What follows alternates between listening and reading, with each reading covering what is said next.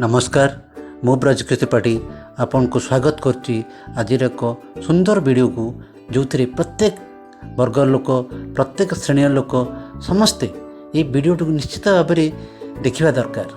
यह एपरी एक जीवन अमूल्य शिक्षा को दिए जहाँ प्रत्येक लोक देखिले ता जीवन निश्चित काम लगे। प्रत्येक व्यक्ति जीवन में दुख कष्ट जंत्रणा भितर बंची रहे। से दुख कष्ट जंत्रणा बंचा बेले बेले बेले से भावे मो जीवनर सब बोधे सरीगला, मो पाई जीवन शेष समय आसी पहुँचीगला। किए रोगरे पड़े, किए बेले बेले जदि बिजनेस केबे हारीगला कि कहार चाकरी चलीगला से मैंने मन मन भावती मोर जीवन ये शेष, मु किपरि बंचीबी, मोर तो सब बाधा बा मो जीवन समस्त कष्ट आसी पहुँच आ पर मो बंचा निरर्थक हो। तेणु आज ये अमूल्य विषय वस्तुटी को आपण को मु कहानी माध्यम बुझेबा चेष्टा करी। आसतु शुणवा यही कहानीटी। थरे जने सम्राट तांको मन में जिज्ञासा आसला जे एपरी एक सूत्र बा एपरी एक उपदेश जहाँ जीवन में काम लगे ता मात्र गोटे पद बा गोटे धाड़ी हवा दरकार। आम प्रत्येक व्यक्ति अनेक उपदेश अनेक ज्ञान कथा जानीचे, किंतु जीवन गोटे मात्र धाड़ी गोटे पद कथा कौन जहाँ जीवन में थरिए जानले ता सदाबले काम लगे। तेणु तांकर जेतिक पारिषद वर्ग थे, जेतिक ज्ञानी मंडली थे, समस्त से डाकिले आर से बैठक में जनइले मते समस्ते कह जीवन एक अमूल्य सूत्र, जो सूत्र थरिए मात्र जदि जे जणे जाने तार आ किसी जानिबा दरकार न थाए। तेणु समस्त ज्ञानीगण मैंने चिंता कले, अनेक लोक अनेक कथा कहले, समस्त कथा किंतु सम्राट मन को पाइला नहीं। से समय जड़े वरिष्ठ ज्ञानी थिबा पारिषद वर्ग सी कहले, महाराज आम नगर पाखरे जड़े सन्त रोचंती, से सन्तों पाखु जदि आम ये कथा पचारिबा ताले हुए तो तार उत्तर से किसी दे पारंती। तेणु सम्राट सन्तों पाखु गले, सन्त को प्रणाम करी कहले, महाराज मु जानिबा चाहूँगी जीवनर एपरी एक सूत्र जो सूत्र जानिले मनुष्यर आ किसी जानिबा दरकार नहीं, ता जीवन प्रत्येक काम ताको साहाय्य करिवो।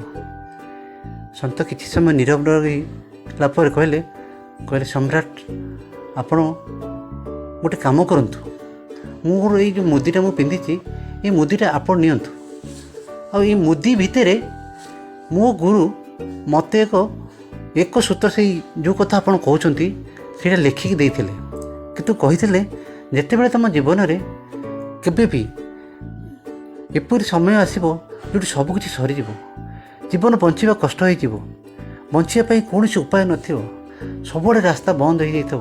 से समय यही सूत्रटी खोलिकी तुम पढ़ और काम लगे। किंतु यही मुदी भितर से सूत्रटी अच्छी, किंतु महाराज मन रखु आपण पाखे बचापी अनेक उपाय अच्छा, तेणु आपण को केबे निरर्थक भाव में खोलिबे नहीं। यह वेदर सृष्टि, वेदर एक सूत्र। तेणु वेद माने ज्ञान, वेद माने वेदना बा गभीर दुख।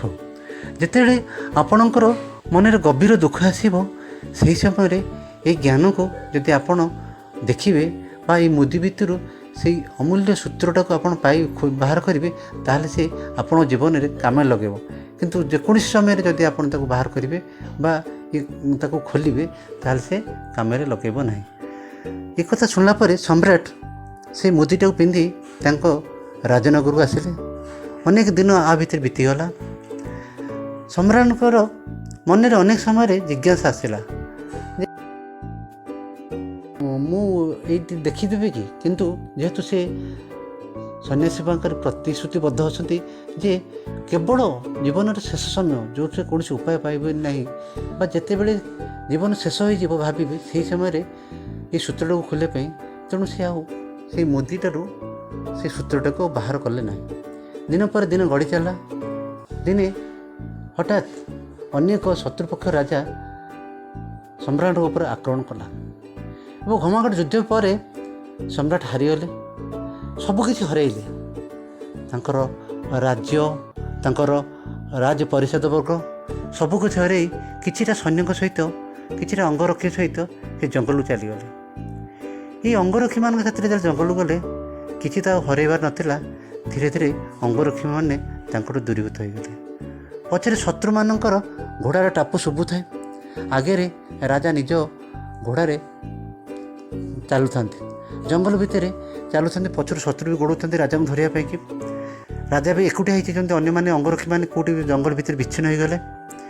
କେତେ ବାଟ ଗଲା ପରେ ହଠାତ୍ ଦେଖିଲେ ରାଜା ଯେ ଜଙ୍ଗଲରେ ଥିବା ସେଇ ରାସ୍ତାଟା ସରିଯାଇଛି। ଆଗରେ ଗୋଟେ ଗଭୀର ଖାଇ, ଯେ ପଛକୁ ଆଉ ତ ଫେରି ହେବନି।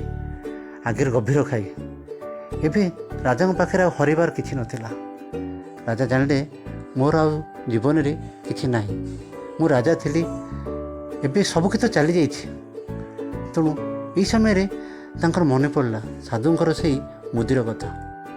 ସେ ମୁଦିଟା ବାହାର କଲେ, ଆଉ ମୁଦି ଭିତରେ ଥିବା ସେଇ ଅମୂଲ୍ୟ ସୂତ୍ର, ଯାହାକୁ ସାଧୁ କହିଥିଲେ ଜୀବନର ଶେଷରେ ଯେତେବେଳେ ତୁମ ପାଖରେ କିଛି ଉପାୟ ନଥିବ ସେଇ ସୂତ୍ରଟାକୁ ତୁମେ ପଢ଼ିବ। ଯେତେବେଳେ ସେ ସମ୍ରାଟ ସେଇ ମୁଦି ଭିତରୁ ବାହାର କରି ସୂତ୍ରକୁ ପଢ଼ିଲେ, ସେଥିରେ ଲେଖା ଥିଲା ଏ ବି ଦିନେ ବିତିଯିବ, ଇଟି ୱିଲ୍ ଟୁ ପାସ୍। ତେଣୁ ଏହା ବି ଦିନେ ବିତିଯିବ। ରାଜା ଏହା ଶୁଣିଲା ପରେ କହିଲେ ମୋ ପାଖରେ ଅଛି କ'ଣ? ଜୀବନର ସବୁ ସୁଖ, ସବୁ ସ୍ୱଚ୍ଛନ୍ଦ, ରାଜା ରାଜପାଟ ସବୁ ତ ଚାଲିଗଲା। ସବୁ ବି ମୋର ସୁଖ ବି ବିତିଗଲା, ଆଉ ଦୁଃଖ ବି କ'ଣ ବିତିଯିବ? ରାଜା ନିଶ୍ଚିତ ହୋଇ ସେଇଠାରେ ବସି ରହିଲେ। ମନରେ ଗୋଟେ ଅନେକ ଦିନ ପରେ ସନ୍ତୋଷର ଭାବ, ମନେ ଆଉ ଦୁଃଖ ନେଇ ଯାହା ତ ହବ ହବ, ଏଇ ବି ସମୟ ବିତିଯିବ। ଏହି ସମୟରେ ଜଙ୍ଗଲରେ ଥିବା ଆସୁଥିବା ତାଙ୍କର ଶତ୍ରୁପକ୍ଷର ସୈନ୍ୟମାନେ ଜଙ୍ଗଲରେ ଅନ୍ୟ କେଉଁ ଏକ ବାଟରେ ବାଟ ଭୁଲି ଚାଲିଗଲେ। ଓ ରାଜା ସେଠାରୁ କିଛି ସମୟ ପରେ ଦେଖିଲେ ଶତ୍ରୁପକ୍ଷ ଚାଲିଛନ୍ତି। ଧୀରେ ଧୀରେ ସମୟ ଗଡ଼ି ଚାଲିଲା, ଏ ବି ସମୟ ବିତିଯିବ। ଏବଂ ରାଜା ପୁଣି ନିଜ ସୈନ୍ୟମାନଙ୍କୁ ଧରି ଏକତ୍ରିତ କଲେ ଏବଂ ରାଜ୍ୟକୁ ତାଙ୍କର ଫେରି ପାଇଲେ। ରାଜ୍ୟକୁ ଫେରି ପାଇଲା ପରେ ରାଜ ଅଭିଷେକ ହେଉଛନ୍ତି। ଆନନ୍ଦ ଉଲ୍ଲାସରେ ସବୁ ରାଜ ପରିଷଦ ବର୍ଗମାନେ ବସିଛନ୍ତି। ଏଇ ରାଜାଙ୍କ ମନରେ ବହୁତ ଖୁସି ଥାଏ।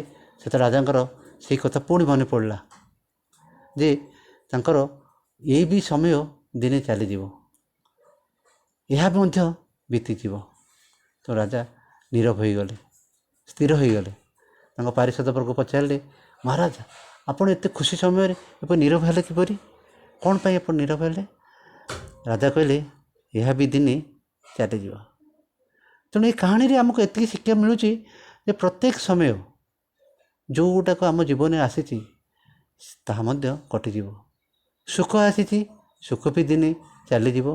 ଦୁଃଖ ଆସିଛି, ଦୁଃଖ ବି ଦିନେ ଚାଲିଯିବ। ତେଣୁ ଏହି ଗୋଟିଏ ମାତ୍ର ସୂତ୍ର ଯାହାକୁ ଆମେ ମନେ ରଖିବା ଯେ ଜୀବନର ପ୍ରତ୍ୟେକ ମୁହୂର୍ତ୍ତ ଯେଉଁ ସମୟ ଆସୁଛି, ଯଦି ଦୁଃଖ ଆସୁଛି ଏ ଦୁଃଖ ବି ଦିନେ ଚାଲିଯିବ। ଆଉ ଯଦି ଆମ ପାଖରେ ସୁଖ ଅଛି, ସୁଖ ବି ଦିନେ ଚାଲିଯିବ। ତେଣୁ ବ୍ୟସ୍ତ ହେବା ନାହିଁ। ଆମ ଦୁଃଖ ସମୟ ବି ଯିବ, ଆମ ସୁଖ ସମୟ ବି ଯିବ। ଆମେ ଏଇ ଗୋଟିଏ ସୂତ୍ର ଯଦି ଧରି ରଖିବା ତାହେଲେ ଜୀବନର କଷ୍ଟ, ଜୀବନର ଯନ୍ତ୍ରଣାକୁ ଆମେ ନିଶ୍ଚିତ ଭାବରେ ତାକୁ ପାରି ହୋଇ ଆଗେଇ ଯିବା। ତେଣୁ ଏ ସୁନ୍ଦର ଭିଡ଼ିଓରେ ଆପଣଙ୍କୁ ଯଦି କିଛି ଶିକ୍ଷଣୀୟ ଜିନିଷ ମିଳିଲା ତାହେଲେ ନିଶ୍ଚିତ ଏହାକୁ ସେୟାର କରନ୍ତୁ। ଆଉ ଯଦି ଆପଣ ମୋ ସାଥିରେ ନୂଆ ହୋଇ ଜଡ଼ିତ ହୋଇ ରହିଛନ୍ତି ତାହେଲେ ଏହାକୁ ସବସ୍କ୍ରାଇବ୍ କରନ୍ତୁ। ନମସ୍କାର, ଧନ୍ୟବାଦ।